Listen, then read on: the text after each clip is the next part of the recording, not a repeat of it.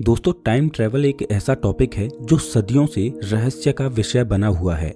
Albert Einstein और Stephen Hawking जैसे महान वैज्ञानिकों का मानना था कि समय यात्रा संभव है और उन्होंने टाइम ट्रैवल करने के अलग अलग तरीकों का जिक्र किया था। टाइम ट्रैवल में एक कॉन्सेप्ट आता है टाइम स्लिप, जिसका मतलब है समय में फिसल जाना। टाइम स्लिप वो घटना होती है जिसमें कोई व्यक्ति अचानक से कुछ समय के लिए पास्ट या फ्यूचर में टाइम ट्रैवल कर जाता है और कुछ समय बाद वापस फिर से अपने दौर में लौट आता है। टाइम स्लिप की ये घटना यूनिवर्स में किसी ग्लिच की वजह से अपने आप स्वतः ही घट जाती है। बहुत से लोग ऐसे हैं जो दावा करते हैं कि उन्होंने अपने जीवन में कभी न कभी टाइम स्लिप की इस घटना का अनुभव किया है। दोस्तों, इस वीडियो में मैं आपको टाइम स्लिप की ऐसी 2 घटनाओं के बारे में बताने जा रहा हूं जो आपको हैरान करके रख देंगी। पहली घटना यूक्रेन से है। साल 2006 में यूक्रेन की राजधानी कीव में एक सड़क पर एक व्यक्ति बड़ा ही कंफ्यूज हालत में खड़ा था। वो चारों ओर ऐसे देख रहा था मानो वो उस जगह को पहले से जानता था, लेकिन अब वो बदल चुकी है। वो शख्स पुराने जमाने के कपड़े पहने हुए था। उसके गले में एक पुराने जमाने का कैमरा भी लटका हुआ था। लोग उस व्यक्ति को पागल समझ रहे थे। इतने में वहां पर पुलिस आ गई और उस व्यक्ति से पूछताछ करने लगी। पूछताछ में उस व्यक्ति ने अपना नाम सर्गी पोनोमारिन को बताया। पुलिस ने जब उस व्यक्ति की आईडी मांगी तो उसे देखकर वो हैरान हो गए। दरअसल वो आईडी एक ऐसे देश ने इशू की थी जो अब मौजूद ही नहीं है। दरअसल ये आईडी सोवियत यूनियन ने इशू की थी। जैसा कि आप जानते हो कि पहले यूक्रेन सोवियत यूनियन का ही हिस्सा था और सोवियत यूनियन बाद में टूटकर अलग अलग देशों में विभाजित हो गया। और जब ये घटना घटी थी तब सोवियत यूनियन को टूटे हुए करीब 20 साल गुजर चुके थे। पुलिस को हैरानी इस बात की हो रही थी कि जो शख्स उनके सामने खड़ा है उसकी उम्र करीब 20 से 25 साल थी और उसकी आईडी पर उसकी डेट ऑफ बर्थ साल 1932 लिखी थी। उस आईडी के हिसाब से उस व्यक्ति की उम्र करीब 74 साल होनी चाहिए थी, लेकिन ये तो एक नौजवान व्यक्ति था। और उस आईडी पर जो फोटो लगा था वो भी इसी व्यक्ति का था और उस पर लगी मुहर सोवियत यूनियन के समय की थी। पुलिस को कुछ समझ नहीं आ रहा था तो उन्होंने सर्गी पोनोमारिन्को से पूछा कि आज तारीख क्या है। तो सर्गी ने बताया कि आज 23 अप्रैल 1958 है। अब पुलिस को पूरी तरह से विश्वास हो चुका था कि ये कोई पागल व्यक्ति है। पुलिस उस व्यक्ति को मेंटल हॉस्पिटल में ले गई, जहां डॉक्टर पाब्लो कुट्रिकोव ने उस व्यक्ति की दिमागी हालत की जांच पड़ताल की। सर्गी पोनोमारिन्को बहुत ज्यादा कंफ्यूज हो रहा था कि उसके साथ आखिर हो क्या रहा है। डॉक्टर पाब्लो ने उससे पूछा कि वो साल 1958 से 2006 में कैसे आया। तो सर्गी ने बताया कि मैं स्ट्रीट वॉक पर कुछ फोटोग्राफ्स लेने के लिए आया था, तभी मैंने आसमान में एक अजीब सी चीज को उड़ते हुए देखा। डॉक्टर पाब्लो ने पूछा कि वो चीज दिखने में कैसी थी। तो इस पर सर्गी ने बताया कि मैं उस चीज के बारे में ज्यादा एक्सप्लेन तो नहीं कर सकता, लेकिन मैंने उसका फोटो जरूर खींचा था। सर्गी ने अपना कैमरा डॉक्टर पाब्लो को दिया। ये एक पुराने जमाने का याशिमा फ्लैक्स कैमरा था। परेशानी ये थी कि इस कैमरे में डलने वाले रोल को साल 1970 में ही डिसकंटिन्यू कर दिया गया था। तो भला इस रोल से फोटोग्राफ्स को कैसे निकाला जाए। रोल में से फोटोग्राफ्स को निकालने के लिए एक एक्सपर्ट को बुलाया गया जिसका नाम वेदिम पोजनर था। उसने उस रोल में से फोटोग्राफ्स को निकाला। उन फोटोग्राफ्स में कीव सिटी की बहुत पुरानी तस्वीरें थीं। सभी इमारतें, रोड और गाड़ियां ये सभी 1950 के दौर के थे। उन तस्वीरों में ऐसी इमारतें भी थीं जिनको तोड़कर उनकी जगह पर नई इमारतों को बनाया जा चुका था। उन तस्वीरों में सर्गी और उसकी गर्लफ्रेंड की भी तस्वीर थी जो उन पुरानी बिल्डिंग्स के सामने खड़े थे। और उस रोल में सबसे आखिरी फोटो वो थी जिसके बारे में सर्गी ने बताया था। उस तस्वीर में एक अजीब और अनजान सी चीज आसमान में उड़ रही है। ये सभी सबूत इस बात की ओर इशारा कर रहे थे कि सच में ये व्यक्ति टाइम ट्रेवल करके आया है। कुछ समय बाद सर्गी उस कमरे से बाहर निकला। उसने कमरे का दरवाजा बंद किया और फिर वो कभी भी वापस लौटकर नहीं आया। और पीछे रह गईं वो तस्वीरें, वो पुराना कैमरा और उसकी अविश्वसनीय कहानी जिसने सबके होश उड़ा रखे थे। इसके बाद पुलिस इस केस की छानबीन में जुट गई और पुलिस ने उस फोटो वाली लड़की को ढूंढा जो सर्गी पोनोमारिन्को की गर्लफ्रेंड थी। वो अब 70 साल की एक बुजुर्ग महिला थी। उसने बताया कि साल 1958 में सर्गी पोनोमारिन्को गायब हुआ था, लेकिन उतने ही समय के लिए जितने समय के लिए वो साल 2006 में रहा था। उस औरत ने ये भी बताया कि साल 1960 में वो एक बार फिर से गायब हुआ था, जिसके बाद वो फिर कभी नहीं आया। लेकिन कुछ सालों के बाद उसे सर्गी पोनोमारेंको की एक फोटो मिली जिसमें एक नोट लिखा था कि ये फोटो साल 2050 में ली गई है। फ्यूचर से भेजी तस्वीर में सर्गी की एज ज्यादा है। उसके बैकग्राउंड में जो कीव सिटी की फोटो है उसमें बहुत बड़ी बड़ी आधुनिक इमारतें दिखाई दे रही हैं और इस बात ने कहानी में एक और नया ट्विस्ट पैदा कर दिया। सर्गी पोनोमारेंको की ये कहानी इंटरनेट पर वायरल हो गई, लेकिन सवाल ये है कि सर्गी पोनोमारेंको फ्यूचर से फिर वापस क्यों नहीं आया और उसकी इस कहानी में कितनी सत्यता है। हम सर्गी पोनोमारेंको की कहानी में आगे बढ़ें उससे पहले मैं आपको एक और टाइम ट्रेवल की घटना बताता हूँ जो सर्गी पोनोमारेंको की कहानी से भी ज्यादा पेचीदा और इंटरेस्टिंग है। ये बात साल 1924 की है। पॉल डिनोक नाम का एक व्यक्ति ग्रीस में जर्मन लैंग्वेज पढ़ाता था। उसकी मौत ट्यूबरक्लोसिस की वजह से हो गई, लेकिन जब वो मरा उससे पहले उसने अपने एक स्टूडेंट जॉर्जियस पापाहासिस को अपनी एक डायरी दी। वो डायरी जर्मन भाषा में लिखी हुई थी। जॉर्जियस ने उस डायरी को ग्रीक भाषा में ट्रांसलेट किया। जब जॉर्जियस उस डायरी को ट्रांसलेट कर रहा था तब उसमें अजीब तरह की चीजों का जिक्र किया गया था, जैसे कि आने वाले न्यूक्लियर वॉर के बारे में, मंगल ग्रह पर बस्तियां बनाने के बारे में, फ्लाइंग व्हीकल्स के बारे में, होलोग्राफिक टेक्नोलॉजी के बारे में और यहाँ तक कि उस डायरी में परग्रही जीवों से कांटेक्ट के बारे में भी जिक्र था। पहले तो जॉर्जियस को लगा कि ये कोई साइंस फिक्शनल नॉवेल है, लेकिन जैसे जैसे वो उस डायरी को ट्रांसलेट करता जा रहा था वैसे वैसे जॉर्जियस के होश उड़ते जा रहे थे।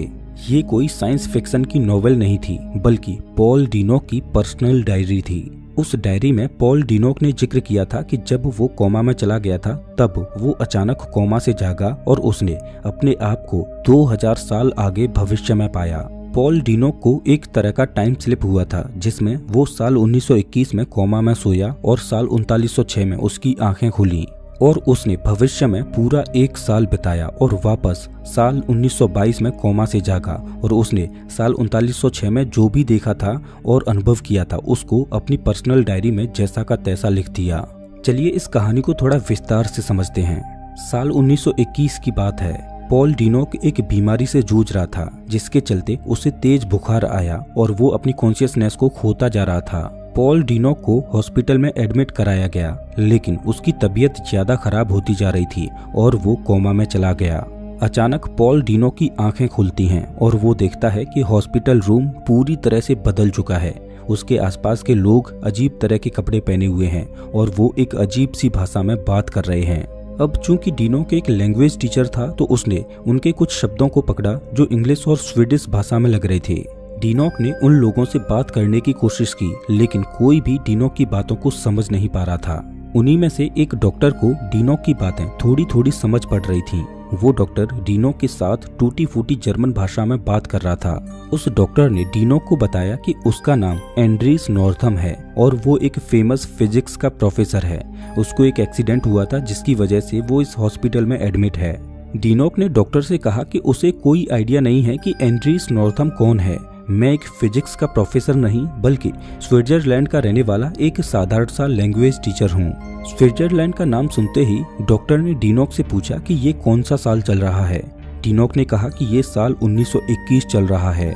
ये सब सुनते ही हॉस्पिटल रूम में सन्नाटा छा गया और वो डॉक्टर धीरे से डिनोक की ओर बढ़ा और उससे बोला कि ये साल 3906 चल रहा है और तुम एंड्रीस नॉर्थम हो। डिनोक को इन सब बातों पर विश्वास नहीं हो रहा था, तो डॉक्टर ने डिनोक को मिरर दिखाया जिसमें डिनोक ने अपनी शक्ल को देखा तो डिनोक अचंभे से भर गया। मिरर में वो अपनी जिस शक्ल को देख रहा था वो उसकी थी ही नहीं बल्कि किसी और व्यक्ति की थी। ये सब देख डिनोक रोने लगा। उसे लगा कि वो मर चुका है। तभी उसने हॉस्पिटल रूम की विंडो को खोला और बाहर के नजारे को देखा, जिसे देखकर उसकी आंखें फटी की फटी रह गईं। उसने देखा कि बाहर बादलों को छूती हुई गगनचुंबी इमारतें खड़ी हैं, गाड़ियां आसमान में उड़ रही हैं। डॉक्टर्स को लग रहा था कि डिनोक के दिमाग में एक्सीडेंट की वजह से कोई परेशानी हुई है, जिस वजह से उसे ऐसा लग रहा है कि वो साल 1921 का इंसान है। डॉक्टर डिनोक को एक बूढ़े आदमी के पास ले गए और उस बूढ़े आदमी को डिनोक के बारे में सब कुछ बताया। डॉक्टर उस बूढ़े आदमी को इलेक्टर्स कहकर पुकार रहे थे, जो कि एक बुद्धिमान व्यक्ति लग रहा था। उस बूढ़े व्यक्ति से बात करने के बाद पता चला कि एक फिजिक्स का फिनोमिनन होता है जिसे कॉन्शियसनेस शिफ्ट बोला जाता है। जिसमें किसी का दिमाग या चेतना किसी दूसरे व्यक्ति के शरीर में प्रवेश कर जाती है। और एंड्रीस नॉर्थम, जिसे एक्सीडेंट हुआ था जिसके चलते उसकी मौत हो चुकी थी। डॉक्टर्स ने नॉर्थम के दिमाग के टेम्परेचर को थोड़ा कम किया और अचानक उसकी हार्ट बीट फिर से काम करने लगी। उस बूढ़े व्यक्ति को लगा कि शायद वही पॉइंट रहा होगा जब एंड्रीस नॉर्थम के शरीर में पॉल डीनोक की कॉन्शियसनेस प्रवेश कर गई।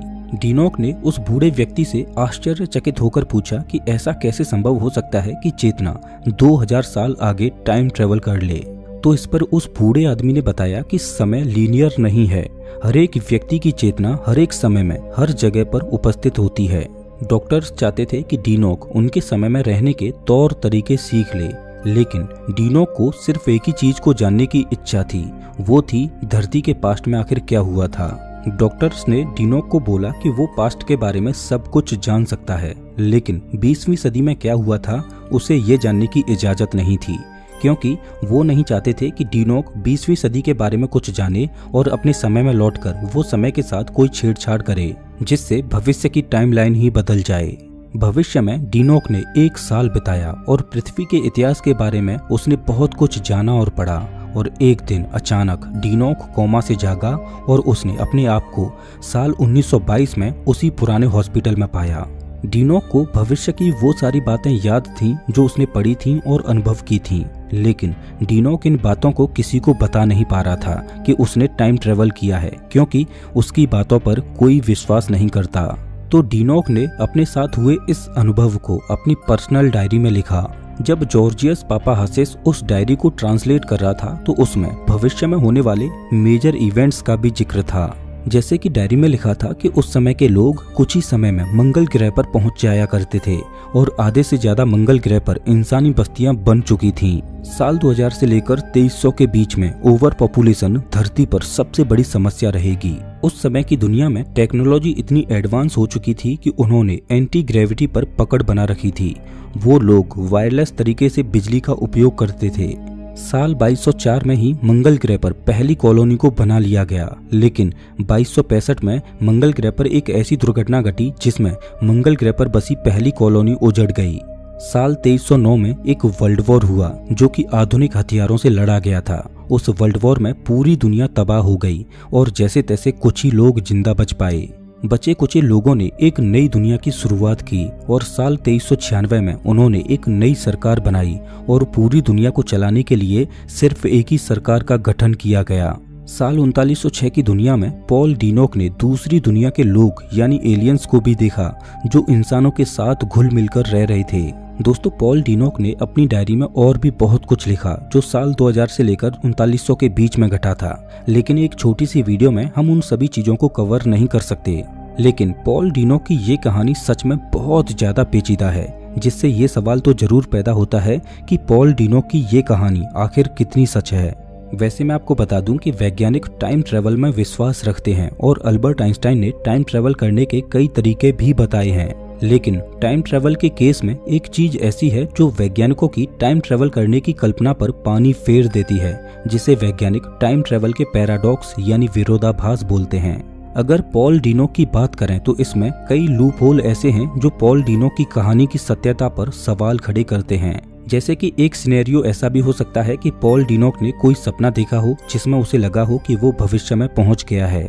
दूसरा सिनेरियो ये भी हो सकता है कि पॉल डीनोक का स्टूडेंट जिसने डायरी को ट्रांसलेट किया था उसने असल फैक्ट्स को छुपाकर अपनी ओर से ही इस कहानी को रचा हो, क्योंकि बाद में इस कहानी के ऊपर उसने एक किताब पब्लिश की थी। तो हो सकता है कि इस कहानी के जरिए वो फेमस होकर पैसे कमाना चाहता हो। अब चूंकि यहाँ पर एक लूप होल ऐसा है जो इस कहानी की सत्यता पर सबसे बड़ा सवाल खड़ा करता है, वो ये कि पॉल डीनोक की ओरिजिनल डायरी आखिर अब कहाँ है। जब पॉल डीनोक के स्टूडेंट से इस डायरी के बारे में पूछा गया तो उसने बताया कि वर्ल्ड वॉर 2 के दौरान जर्मन सैनिक उस डायरी को अपने साथ ले गए, क्योंकि वो नहीं चाहते थे कि ये सच दुनिया के सामने आए। और सबसे बड़ी बात तो ये है कि पॉल डीनोक के स्टूडेंट ने इस कहानी के ऊपर किताब को तब पब्लिश किया जब जर्मन सैनिक उस डायरी को अपने साथ ले जा चुके थे। अगर इस पर मैं अपनी राय दूं तो मुझे तो ऐसा लगता है कि ये एक मनगढ़ंत कहानी रही होगी जिसका रचयिता पॉल डीनोक का स्टूडेंट रहा होगा। हाँ, वो बात अलग है कि इस कहानी ने इंटरनेट पर खूब सुर्खियां बटोरी। अब चलते हैं अपनी पहली कहानी की ओर कि सर्गी पोनोमारेंको की कहानी में आखिर कितनी सच्चाई है।